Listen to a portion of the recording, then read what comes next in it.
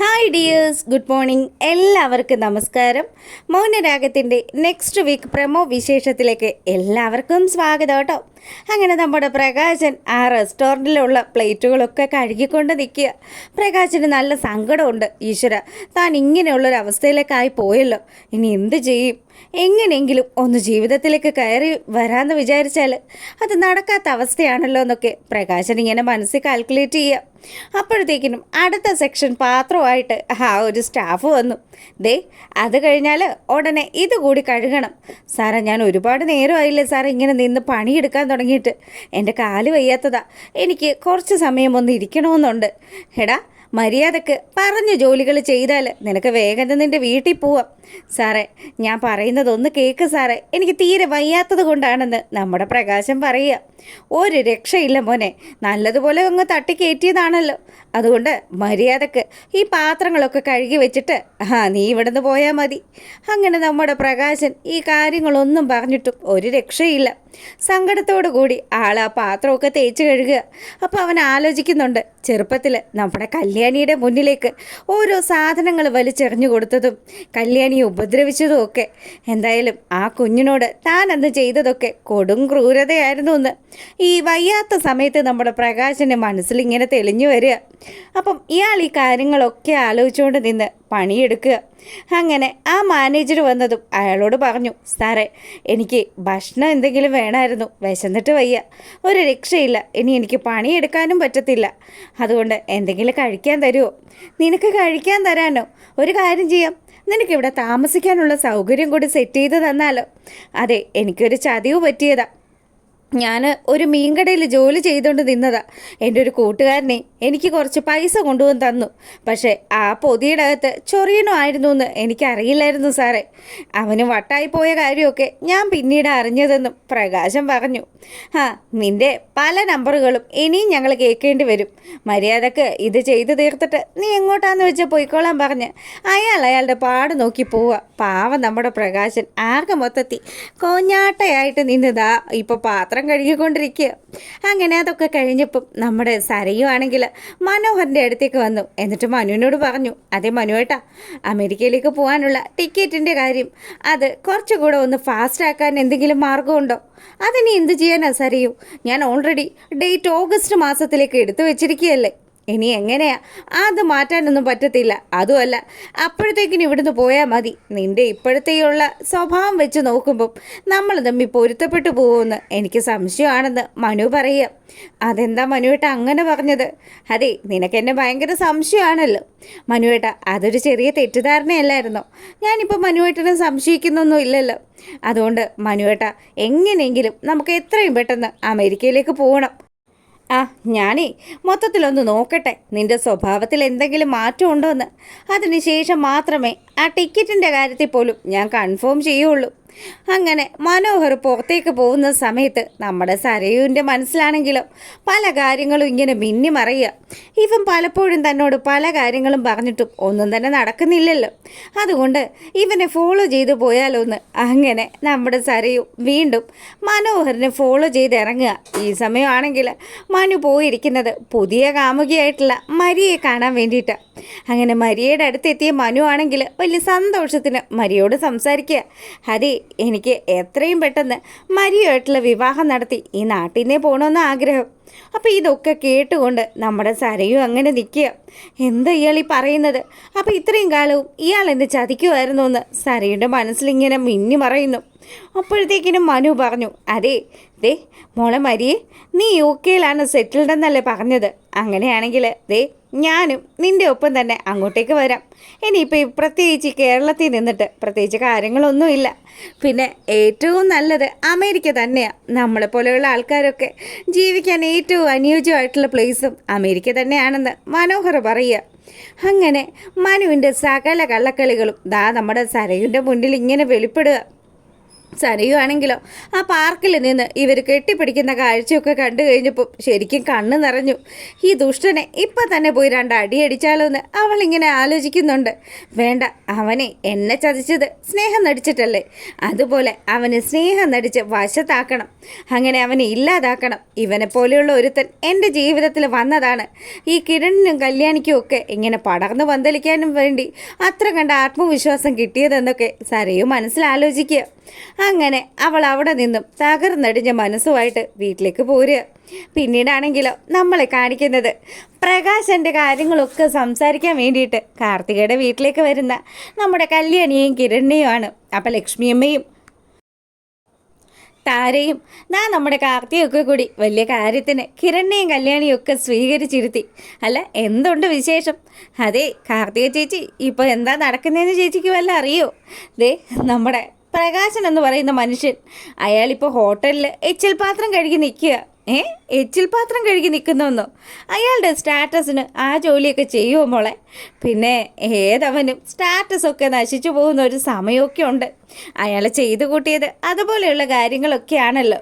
അതുകൊണ്ട് തന്നെ അയാളുടെ ജീവിതത്തിൽ ഇനി ഇതല്ല, ഇതിൻ്റെ അപ്പുറത്തെ കാര്യങ്ങൾ നമുക്ക് കാണാനുള്ള ഭാഗ്യം ഉണ്ടാവും. എന്തായാലും ഇപ്പോൾ ഇങ്ങനെയൊക്കെ സംഭവിച്ചല്ലോ, വലിയ സന്തോഷമുണ്ട്. അല്ല, അയാൾ എന്താ ഹോട്ടലിലെ പാത്രം കഴുകുന്നത് ജോലിയായിട്ട് എടുത്തതാണോ അതെന്തെങ്കിലും സംഭവിച്ചതാണോ? എൻ്റെ പൊന്ന് കാർത്തികേ, അയാൾ ആ റെസ്റ്റോറൻറ്റിൽ കയറി നല്ല 1ാം തരത്തിൽ ഫുഡ് അടിച്ചു. ചിക്കനും പൊറോട്ടയൊക്കെ ആവശ്യാനുസരണം വലിച്ചു കയറ്റി. അതൊക്കെ കഴിഞ്ഞപ്പോൾ പൈസ കൊടുക്കാനില്ല. കറക്റ്റ് സമയത്ത് നമ്മുടെ ഹരിയേട്ടൻ ആ കടയിലെത്തി. അങ്ങനെ ഹരിയേട്ടൻ പറഞ്ഞ ഞങ്ങൾ ഈ വിവരങ്ങളൊക്കെ അറിഞ്ഞത്. അത് കൊള്ളാമല്ലോ. പിന്നെ താനാൻറ്റി, ആൻറ്റിയെക്കുറിച്ചും ഒരു കാര്യം സംസാരിക്കാനുണ്ട്. ആൻറ്റിയുടെ മോളുണ്ടല്ലോ സരയു, അവൾക്കിപ്പം അവളുടെ ഭർത്താവിനെ മുടിഞ്ഞ സംശയമാണ്. അവൻ എവിടെ പോയാലും അവൻ്റെ പിന്നാലെ തന്നെ അവൾ നടക്കുന്നത്. താരയാണെങ്കിൽ ഇതൊക്കെ കേട്ട് കഴിഞ്ഞപ്പം പറയുന്നുണ്ട്, എങ്ങനെയെങ്കിലും അവളുടെ ജീവിതത്തിൽ നിന്ന് അവനൊന്ന് ഒഴിഞ്ഞു പോയാൽ മതിയെന്ന്. എൻ്റെ ആൻറ്റി ആ ബഗാസുരൻ്റെ അതേ തനി പകർപ്പാണ് ആ സരയും. അവളും അയാളും ദുഷ്ടത്തരത്തിനൊട്ടും പിന്നിലല്ല. അങ്ങനെയുള്ളവർ കുറച്ചുകൂടെ അങ്ങ് അനുഭവിക്കട്ടെന്നേ. പിന്നെ ആൻറ്റിയോട് സ്നേഹമൊന്നും കാണിക്കാത്ത മോളല്ലേ അവൾ. പിന്നെ ആൻറ്റി എന്തിനാ ഇങ്ങനെ അവളെക്കുറിച്ച് ആലോചിച്ച് ടെൻഷൻ അടിക്കുന്നത്? എന്നാലും പെറ്റ വയറല്ലേ എന്നുള്ള രീതിയിൽ നമ്മുടെ താര ഇങ്ങനെ സങ്കടത്തോടു കൂടി നിൽക്കുക. ഈ സമയമാണെങ്കിൽ നമ്മുടെ സരയു ഈ കാര്യങ്ങളൊക്കെ കണ്ടിട്ട് വീട്ടിലേക്ക് വരിക. ശാരിയാണെങ്കിലോ സരയുടെ മട്ടും ഭാവമൊക്കെ കണ്ടപ്പോൾ സരയിനോട് ചോദിച്ചു, എന്താ മോളെ, നിനക്ക് എന്തോ ഒരു ടെൻഷൻ ഉള്ളതുപോലെ? എന്താ അത് ചോദിക്കുമ്പം നിങ്ങളൊന്നും മിണ്ടാതിരിക്കുന്നുണ്ടോ? മനുഷ്യൻ്റെ മനസ്സമാധാനം നഷ്ടപ്പെട്ടു.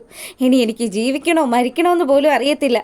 എന്തിനാ നിങ്ങളിതൊക്കെ എൻ്റെ പിന്നാലെ നടന്ന് ചോദിക്കുന്നതെന്ന് ശാരിയോട് ചോദിക്കുക. അപ്പം തന്നെ ശാരി പറയുന്നുണ്ട്, എന്താ മോളെ, നീ എവിടെ പോയിട്ട് ഈ വരുന്നത്? നിനക്ക് എന്തെങ്കിലും വിഷമം ഉണ്ടായോ? കല്യാണിയോ കിരണിനെയോ ഒക്കെ നീ വഴി വെച്ച് കണ്ടോ? അവരൊക്കെ സന്തോഷിക്കുകയല്ലേ. അവരുടെയൊക്കെ ജീവിതത്തിൽ സന്തോഷം മാത്രമല്ലേ ഉള്ളൂ. എൻ്റെ ജീവിതമല്ലേ നശിച്ചു പോയത്. ഞാനല്ലേ ആരോരും ഇല്ലാത്തവളായി മാറിയതെന്നൊക്കെ പറഞ്ഞ് സരയു കരയാൻ തുടങ്ങി. അപ്പോഴത്തേക്കിന് ശാരി പറഞ്ഞു, നീ എന്താ മോളെ ഇങ്ങനെയൊക്കെ പറയുന്നത്?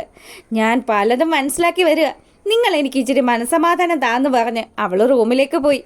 അങ്ങനെ നമ്മുടെ സരയു മനോഹർ എടുത്ത് വെച്ചിരിക്കുന്ന ആ ഫ്ലൈറ്റ് ടിക്കറ്റ് എടുത്ത് നോക്കുക. അപ്പോഴത്തേക്കിനും അവൾക്ക് ചില കാര്യങ്ങളൊക്കെ ബോധ്യപ്പെട്ടു. ഇവൻ തന്നെ പറ്റിക്കാണ് എന്നുള്ള കാര്യത്തിൽ ഇനി ഒരു തർക്കവും ഇല്ല. അങ്ങനെയാണെങ്കിൽ ഇവൻ ഇതൊക്കെ ചെയ്തു വെച്ചിരിക്കുന്നത് എന്തെങ്കിലും കാര്യങ്ങൾ മനസ്സിൽ കണ്ടിട്ടായിരിക്കുമല്ലോ. തൻ്റെ സ്വർണവും പണവും ഒക്കെ മോഷ്ടിച്ച് നാട് വിടുക, അതായിരിക്കും ആ ദുഷ്ടൻ്റെ ലക്ഷ്യം. എന്തായാലും അവൻ അതേ നാണയത്തിൽ തന്നെ തിരിച്ചടിക്കണമെന്ന് സരയു മനസ്സിൽ കാൽക്കുലേറ്റ് ചെയ്തു. പിന്നീടാണെങ്കിൽ അവളുടെ കുഞ്ഞങ്ങനെ കിടന്ന് കളിക്കുക. കുഞ്ഞിനെ കണ്ടപ്പോഴോ സരയുടെ മനസ്സിൽ മനോഹറിൻ്റെ മുഖം ഇങ്ങനെ തെളിഞ്ഞു വരിക. ഈ ദുഷ്ടനും ആ കുഞ്ഞും ഒരേ മുഖമാണല്ലോ. ഈ കുഞ്ഞിനെ അങ്ങ് തീർത്ത് കളഞ്ഞാലോ? ഈ കുഞ്ഞ് തൻ്റെ ജീവിതത്തിൽ നിന്ന് പോയാൽ തനിക്ക് പകുതി ബാധ്യത അങ്ങ് ഒഴിഞ്ഞു കിട്ടും. ഇത്രയും കാലവും കൺമണി മോളെന്ന് വിചാരിച്ച് സ്നേഹത്തോടു കൂടി കൊഞ്ചിച്ചുകൊണ്ട് നടന്ന കുഞ്ഞിനെ കൊല്ലാൻ വേണ്ടിയിട്ട് നമ്മുടെ സരയു മുതിരുമ്പം ശരിക്കും ആ കുഞ്ഞിൻ്റെ മുഖത്ത് നോക്കിയപ്പം സരയുവിന് ചെറിയൊരു ടെൻഷനായി. എത്രയൊക്കെ വന്നാലും താൻ പ്രസവിച്ചതാണല്ലോ. ആ ദുഷ്ടൻ്റെ കുഞ്ഞായി ജനിച്ചു പോയതിന് ആ കുഞ്ഞ് എന്ത് പിഴച്ചു? അങ്ങനെ സരയു ആ കുഞ്ഞിനെ വാരിയെടുക്കുക. ഇല്ല മോളെ, അമ്മയ്ക്കൊരു തെറ്റുപറ്റിപ്പോയി എന്നൊക്കെ പറഞ്ഞ് കുഞ്ഞിനെ ഉമ്മ വെച്ച് നമ്മുടെ സരയു അങ്ങനെ കരഞ്ഞുകൊണ്ടിരിക്കുക. ഈ സമയമാണെങ്കിൽ ശാരിക്ക് ചില സംശയങ്ങളൊക്കെ തോന്നി. ശാരിയാണെങ്കിൽ രാഹുലിൻ്റെ അടുത്തേക്ക് ചെന്നു. രാഹുലേട്ടാ, നിങ്ങളൊന്നിങ്ങ് വന്നേ. സരയുന് എന്തൊക്കെയോ ചില ടെൻഷനുകളൊക്കെ ഉണ്ട്. അവൾ കാര്യങ്ങൾ എന്തൊക്കെയോ മനസ്സിലാക്കിയിട്ടുണ്ടെന്നാണ് തോന്നുന്നത്. എനിക്ക് പേടിയാവുന്നുണ്ട്. അപ്പോൾ ഇതൊക്കെ കേട്ട് കഴിഞ്ഞപ്പോഴത്തേക്കിനും നമ്മുടെ ബകാസുരൻ പറയുന്നുണ്ട്, എൻ്റെ ശാരി, നമ്മൾ സത്യങ്ങൾ പറഞ്ഞാലല്ലേ അവൾക്കത് മനസ്സിലാക്കാൻ പ്രശ്നമുള്ളൂ. അവളായിട്ട് ആ സത്യങ്ങൾ കണ്ടെത്തി കഴിഞ്ഞാൽ പിന്നെ അവളുടെ ജീവിതത്തിൽ നിന്ന് അവൾ തന്നെ മനോഹറിനെ ഒഴിവാക്കിക്കോളൂ. അല്ല, ഇനി അവൾ എന്തെങ്കിലും കടുങ്ങുകയും ചെയ്യുമോ? നിങ്ങൾക്ക് അവളുടെ സ്വഭാവം അറിയാവുന്നതല്ലേ. അവൾ എന്തെങ്കിലും ചെയ്തു കഴിഞ്ഞാൽ പിന്നെ നമുക്ക് ആരോ ഉള്ളത്? എൻ്റെ ശാരി, നീ ഒന്ന് സമാധാനപ്പെട്.